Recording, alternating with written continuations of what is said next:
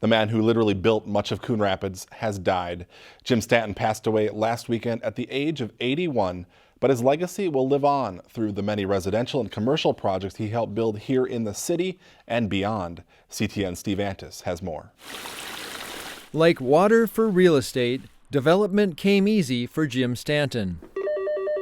Shamrock Companies. Jim loved development. It was his life. Jerry Teeson is the face of Shamrock Companies, the small real estate development firm Jim built. And he was a great mentor. That is the one thing Jim has been to a lot of folks. He's the kind of guy you thought would live forever. Former Coon Rapids city planner Alan Hamel worked with Jim Stanton when he bought residential lots back in the 70s. I think Jim Stanton has had more of an impression, more of an impact on this community than anybody, more so than Orrin Thompson, because Jim was not only developing residential, he also was involved in the beginning of the Riverdale project. In 2009, I talked with Jim Stanton when he served as president of the North Metro Realtors Association. He remembered the early days planning the Riverdale development.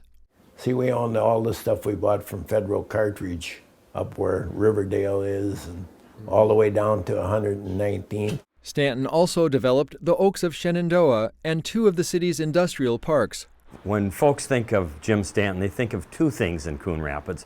One is the number of home developments, subdivisions that he developed in the city, and also the large commercial area known as Riverdale. Jim developed over 1 million square feet of retail space in the Riverdale Village. In the late 90s, Jim started developing downtown Minneapolis condominiums. Condolences from the real estate community included the Builders Association of the Twin Cities, who said Jim Stanton was a Minnesota housing industry giant, one of the metro area's most influential builders and developers. Jim did not put his name on buildings. Jim did not put his name on subdivisions. And for me, a sadness is that a generation from now, many folks won't know who Jim Stanton was to our community.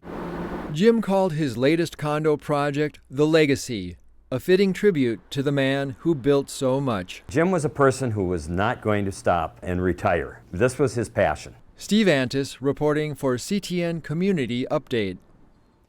Stanton is survived by 4 children, 7 grandchildren, and 7 great-grandchildren, along with numerous other family members. A celebration of his life took place earlier today at the New Hope Church. Stanton was laid to rest at Lakewood Cemetery in Minneapolis.